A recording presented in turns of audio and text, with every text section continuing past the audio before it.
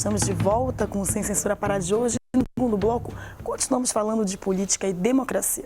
Após passar por Porto Alegre, Fortaleza, Salvador e Distrito Federal, o Vote LGBT chega aqui em Belém do Pará com o projeto Bonde LGBT+.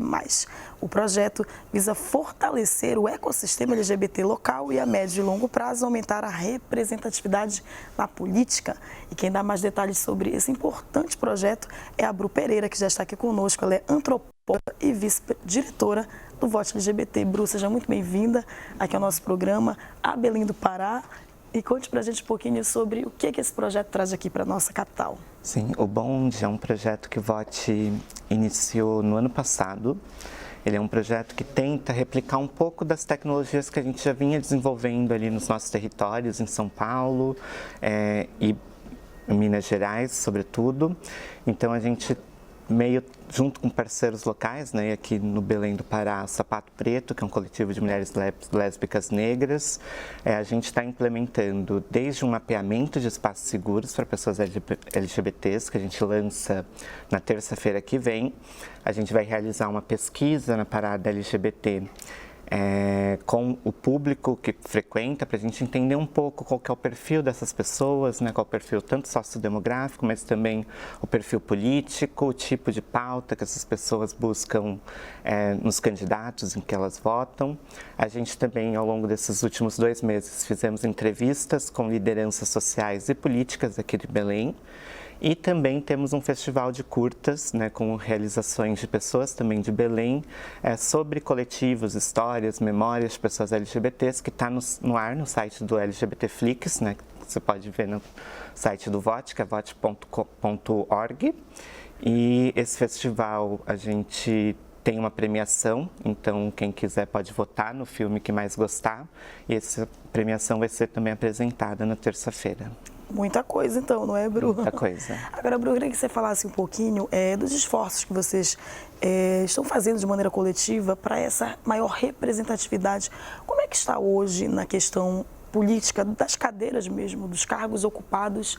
Não sei se vocês têm esse levantamento também, né? Mas a comunidade LGBT, ela está representada ou está muito aquém do que deveria ser? Atualmente ainda está muito aquém do que deveria ser. Quando o Vote começou, ele surge, né, de uma inquietação sobre a presença de pessoas LGBT na política, né? A gente surge por volta de 2014, mas essa inquietação já vinha com as pessoas que fundaram o Vote de alguns anos anteriores. E nesse primeiro momento a gente tinha uma única candidatura abertamente LGBT, que era o Jean Willis, né? Então a gente ficava meio tentando entender como que, o que está acontecendo, né? Por que será que a gente não tem uma especificidade tão grande de pessoas LGBTs tentando acessar cargos públicos de maneira aberta, né? Abertamente quanto LGBTs. E ao longo desses 10 anos de existência do Vote, a gente viu um pouco esse cenário mudar. Nas últimas eleições, a gente teve um recorde, né, de eleição para cargos do Legislativo. Então, a gente teve 18 parlamentares eleitos do Legislativo brasileiro, e quando a gente pensa 18 ainda é um número muito pequeno, né? Se esse é o recorde, isso quer dizer que a gente ainda está muito aquém do que a gente esperaria. Mas nessas eleições a gente já tem mapeado mais de 3.000 candidaturas LGBTs por todo o país. Então, é uma eleição com bastante candidatos LGBTs espalhados por todos os estados. E uma novidade para a gente é que tem pessoas LGBTs concorrendo a cargos no executivo, então nas prefeituras atualmente, porque geralmente a população LGBT do nosso histórico, eles acessam o legislativo. Né? Uhum. Agora, como é que funciona na prática essa conscientização da própria comunidade, Bru? Vocês, é aquele corpo a corpo, aquela conversa, tem a questão dos filmes, né, a exibição, mas você acha que hoje essa comunidade falta conscientização, assim como falta para a maioria da população brasileira em relação à importância do voto, à importância das eleições em si? Como é que isso funciona na prática? Eu acho que, pelo que a gente tem acompanhado das paradas, né, e do perfil político, as pessoas elas demonstram bastante interesse em conhecer candidaturas LGBT e em votar em candidaturas LGBTs. Eu acho que tem um senso comum, assim, para a maioria das pessoas, não só para a comunidade, de que a política atualmente não representa muito a cara de todo mundo, né? A gente tem ali uma política que está distante do eleitorado em termos da imagem que a gente vê refletida nela. Então, acho que né, contemporaneamente a gente tem bastante interesse, né, em reformular e renovar, né, esses representantes. Então, no que diz respeito ao eleitorado LGBT, eu acho que nosso esforço é menos em convencer, né, esse eleitorado em votar em pessoas LGBTs, mas garantir estruturas para as candidaturas, porque a gente ainda enfrenta problemas de subfinanciamento, de falta de apoio partidário, são candidaturas bastante vulneráveis à violência política, então, e poucos mecanismos de defesa dessas candidaturas, então a gente tem priorizado tanto ações com o eleitorado, né, com essa conscientização do eleitorado, mas também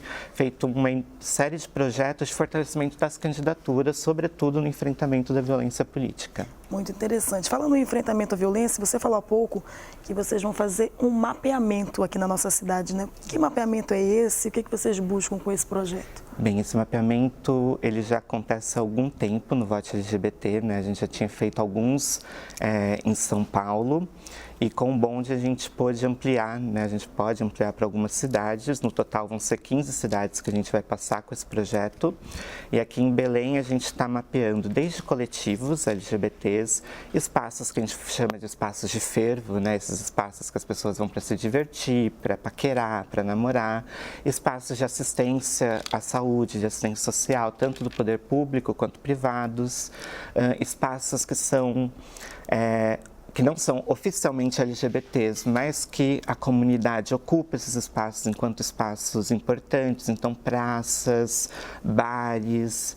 Então esse mapeamento ele tenta, né, construir junto com essa parceria que é a Sapato Preto, né, esses lugares que pessoas LGBTs se sentem seguras para frequentar, para conversar, para conviver. Bru, a questão da segurança é a principal bandeira de luta, digamos, da comunidade hoje. Quais são as principais causas às quais essas candidaturas se dedicam, por exemplo? Algo que a gente tem percebido com as pesquisas que a gente faz junto com as candidaturas é que candidaturas LGBTs têm uma pauta ampla de atuação, né? A gente geralmente, né, imagina que pessoas LGBTs vão apenas criar campanhas em prol de pessoas LGBTs, mas na verdade não, né? Porque a gente começa a perceber que pessoas LGBTs são cidadãos comuns como todos os outros, não precisam de acesso à saúde, à educação, à segurança pública, à moradia. Então essas candidaturas elas acabam também tendo uma incidência muito importante nessas outras pautas. Então, a depender da cidade que a gente passa, a gente acaba percebendo um perfil diferente de pautas que mobilizam as pessoas, né? Como a parada ainda não aconteceu em Belém, eu não vou saber dizer para vocês, né, o que o eleitorado LGBT de Belém tem como prioridade, mas, por exemplo, em Salvador, né, as questões de racismo e discriminação racial eram muito importantes para as pessoas LGBTs frequentadoras da parada. Então, isso era uma pauta importante tanto para o eleitorado quanto para as candidaturas. Esse recorte de raça junto com o recorte de gênero, né? Como é que vocês trabalham esse duplo preconceito sofrido por essa comunidade, não é, Bru?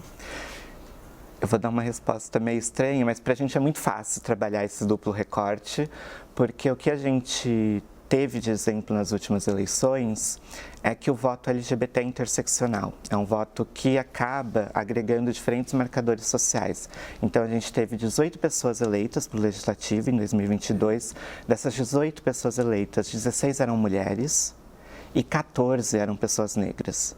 Então, esse voto LGBT é um voto que já prioriza, né, essas intersecções, esses marcadores, entende a importância desses novos sujeitos acessarem a política. Muito interessante esse dado. Vamos já voltar para ele, Bruno, mas nós temos participação do público. A Helena do Reduto pergunta: gostaria de saber quantos candidatos eleitos LGBT tem hoje no nosso país? Olha, no país inteiro não vou conseguir te dar essa resposta. Eu tenho esses dados sobre o Legislativo atual, que são 18 pessoas. Agora, sobre as casas estaduais, eu vou ficar devendo, mas no nosso site, votelgbt.org, você consegue ter esses informativos. Com certeza. E, Bru, eu queria que você falasse um pouco, né? Você já mencionou, mas qual a importância de ter essa representatividade hoje na política, em que a gente vive uma era, teoricamente, menos intolerante e menos preconceituosa? Eu digo teoricamente porque, na prática, ainda vemos assassinatos de pessoas trans, o obstáculo ao acesso ao emprego e à educação, mas nós temos um discurso um pouco mais tolerante em relação a essa comunidade, né? Então, qual a importância de que o público LGBT mais ocupe esses cargos, né, políticos? A primeira importância é o fato de que a gente é parte da população, então nada menos justo que a gente consiga também se ver representado nesses espaços de tomada de decisão política.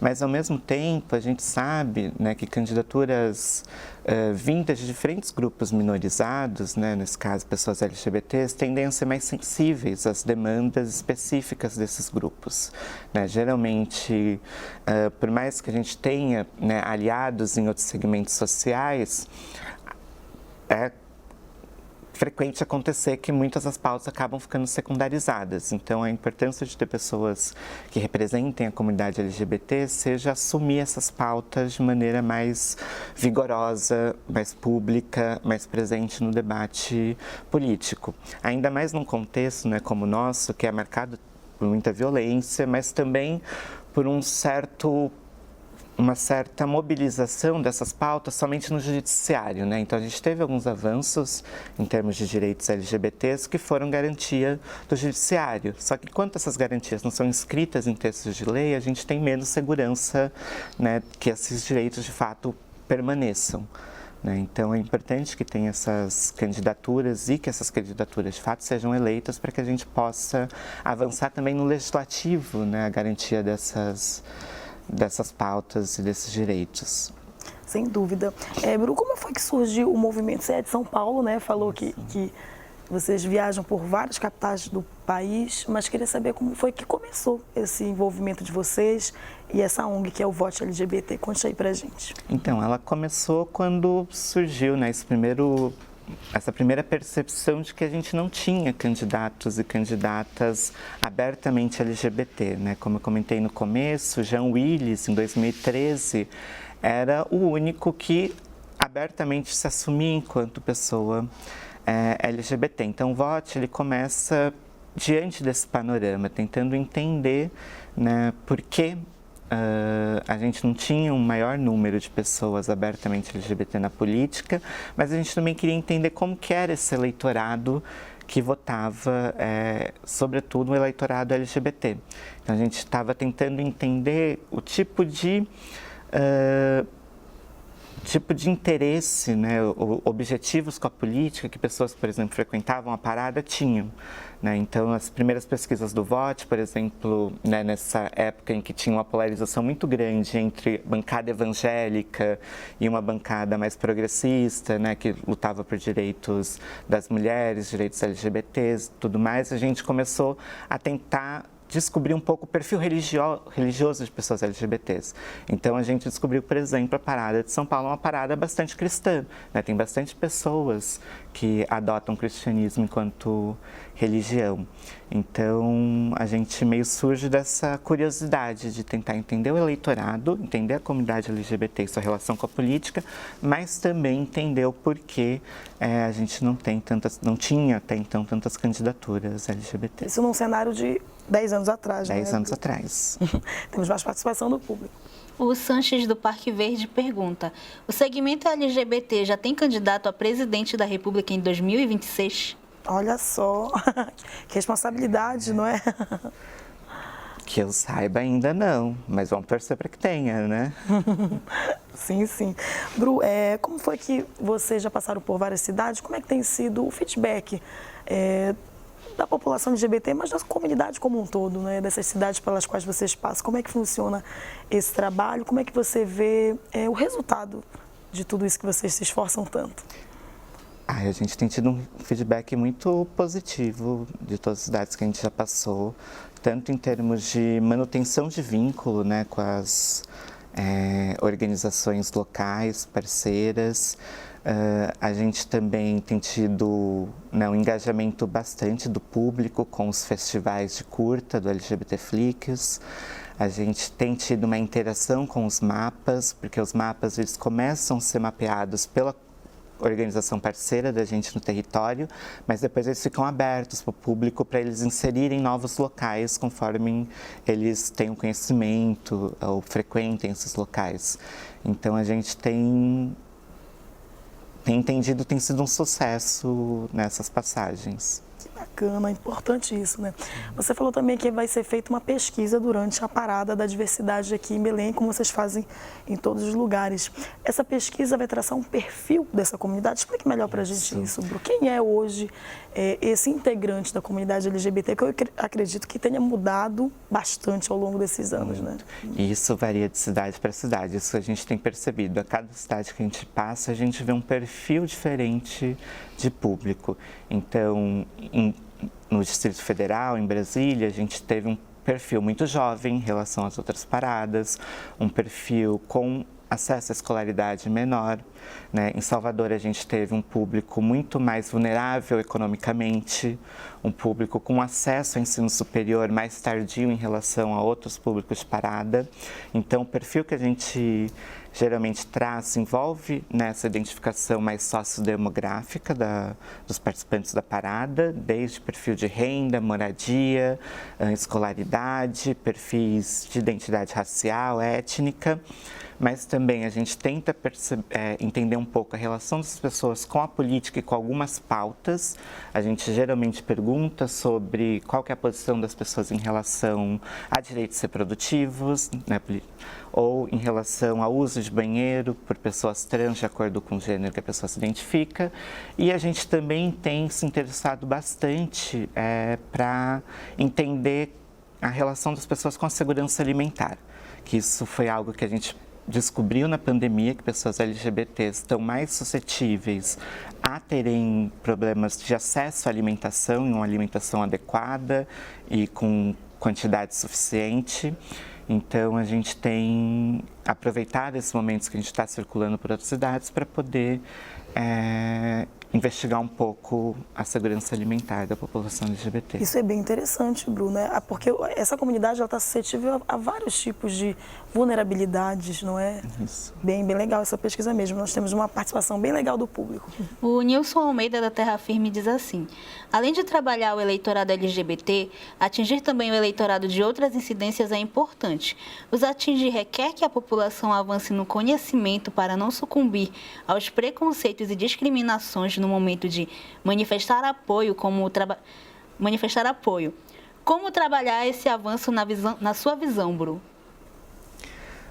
Algo que a gente também descobriu com pesquisas é que quanto mais representatividade positiva de pessoas LGBTs as pessoas têm acesso, né, as pessoas no geral, mais suscetíveis elas são para votar em pessoas LGBTs. Foi uma pesquisa, se eu não me engano, foi realizada no Rio de Janeiro. Então, né, todos esses trabalhos do Vote, por exemplo, LGBT Flix, em que a gente insiste sobre representações de pessoas LGBTs através de filmes, de audiovisuais, são uma forma, né, de conseguir povoar o imaginário das pessoas dessa dimensão positiva, né, de ter pessoas LGBTs presentes em todos os espaços, inclusive na política. Também essa difusão, né, de conhecimento de que pessoas LGBTs não estão focadas só em pautas de pessoas LGBTs, mas que as pautas que são consideradas LGBTs são pautas de todo mundo, porque, novamente, são pautas de moradia, de educação, de saúde, né? Isso também ajuda a gente a fazer com que esse eleitorado mais amplo, né, consiga se tornar um pouco mais aberto para votar em pessoas LGBT. Interessante. Eu queria saber também como é que funciona o diálogo com candidatos que não são da comunidade LGBT, mas que apoiam a causa. Vocês mantêm esse diálogo, essa troca com essas pessoas? Quando o Vote surgiu, a gente tinha um pouco mais de relação, né, com essas pessoas aliadas. A gente mantém essa relação hoje em dia, mas, né, naquele momento, há 10 anos atrás, a gente tinha uma candidatura LGBT. Então, a gente precisava mapear os aliados, porque eram através dessas pessoas aliadas que a gente tinha a possibilidade de levar nossas pautas para dentro dos lugares de tomada de decisão. Só que hoje em dia, né, com esse cenário de que a gente tem mais de 3.000 candidaturas disputando as eleições nesse ano, a gente consegue priorizar as candidaturas LGBTs, mas sempre mantendo esse diálogo, sempre mantendo as relações e os vínculos, porque a gente sabe que boa parte da política se faz através, né, desse processo de aliança, né, de estabelecimento de parcerias. Certo, Bru, nós conversamos ainda há pouco, você deve ter assistido no primeiro bloco, né, sobre a questão da democracia no Brasil e a importância dos outros poderes, não apenas do poder executivo e legislativo, né, mas do próprio judiciário e também de outros órgãos importantes. Como é que você vê a presença dessa comunidade LGBT também nesses espaços de poder, não apenas na política? Isso é um desafio, não é? É um desafio, porque no campo da política, ou pelo menos da política do legislativo e do executivo, a gente tem como influenciar através do voto. Sim. Né? Em outros espaços de tomada de poder, né, o tipo de influência que a gente tem é através de outras estratégias, né? Estratégias de comunicação, estratégias de campanhas, né? De tentar mobilizar a opinião pública, de tentar mobilizar os poderes para que eles consigam, de fato, se tornarem mais abertos à presença de pessoas LGBTs. Mas, né, a questão da representatividade de pessoas LGBTs em todos os espaços é importante porque a gente está em todos os espaços já, né? Então, a possibilidade de ocupar esses espaços de maneira aberta, né, de maneira livre, sem constrangimento, né, é algo que a gente valoriza muito, é algo que para a gente é muito importante. Muito importante, sim, com certeza. Bru, agora eu queria que você falasse um pouco da programação, né? A gente já está caminhando para encerrar a nossa entrevista, mas fale um pouco sobre quais as ações que ocorrem em Belém agora esse fim de semana. Imagino que é uma agenda lotada, mas fale principalmente do Festival de Curtas-Metragens, que me chamou muita atenção. Como é que foi a seleção desses filmes? Que obras são essas? Como é que elas atingem esse público? Isso, então a gente já está aqui desde quarta-feira, né, com uma pequena agenda. No domingo a gente vai estar na parada, distribuindo botões do vote, mas também fazendo a pesquisa com os participantes da parada. A gente contratou uma equipe de pessoas daqui de Belém para poder aplicar a pesquisa. Na terça-feira, a gente faz um evento em que a gente vai fazer o lançamento de todos os produtos desse projeto, que vai ser no bairro do Guamá, no Recanto dos Anjos, e acontece às 18 horas. E lá a gente vai lançar os resultados parciais da pesquisa que a gente fez na parada, relacionando ele com as entrevistas que a gente fez com lideranças sociais e políticas aqui de Belém, e o lançamento do mapa, junto com o Festival de Curtas, que atualmente a gente tem 4 curtas que foram pré-selecionados para ir para a votação popular, e a votação está aberta, basta acompanhar lá no site do Vote e votarem. Esses filmes, eles são filmes produzidos por coletivos e por grupos que estão contando tanto a história de participação política deles, mas também histórias importantes para as pessoas LGBTs aqui em Belém do Pará. Bru, agora eu queria que você convidasse então o público a prestigiar, a valorizar a presença de vocês aqui e a participar, se engajar nessa causa que é importante para todos. Não, super importante. Frequentem a parada. A parada é um espaço extremamente importante de sociabilidade, mas também de conscientização política. É um espaço para se divertir, é um espaço para lutar, é um espaço para conhecer as pessoas, né? Eu acho que uma das partes mais importantes, né, nesse processo de sensibilização é estar junto. Né, tá junto com pessoas LGBTs para que a gente possa entender que a gente de carne e osso cotidiana, gente que está aí, que está do meu lado no ônibus, que frequenta o mesmo restaurante, que vai para a escola, para a faculdade, e quanto mais a gente tornar isso cotidiano, né, tornar, né, essa presença menos algo exorbitante, assim, que as pessoas às vezes arregalam os olhos, mais a gente consegue, de fato, construir convivência de maneira menos pesada, né? Menos, né, aquela coisa séria. Então, frequentem a parada, né? Frequentem os coletivos, participem de eventos que são produzidos por eles aqui em Belém. Então, né, esse fica o meu convite. E votem. Sim, participem, né? Olha, quem quiser mais informações é só procurar lá no Instagram. Bru, qual é o endereço de vocês? O Instagram do Vote é Vote LGBT. A página, o site do Vote, que vocês podem acompanhar todos os nossos projetos, é votelgbt.org. E A gente tem um mapeamento de candidaturas, que tem lá várias candidaturas cadastradas, já com as pautas que elas defendem, número de urna, de todos os partidos políticos, de todas as regiões do Brasil, que é 2024.votelgbt.org. Então é só ir lá, fuçar o site, né? Muito obrigada, Bru. Foi um prazer enorme recebê-la aqui. Desejo sucesso nos projetos, nessa sua estadia aqui na nossa capital paraense. Eu que agradeço o convite. Obrigada. Então, olha só, nós vamos para um breve intervalo, mas voltamos já. Não saia daí, participe que temos sorteio no final do programa de hoje. Até já.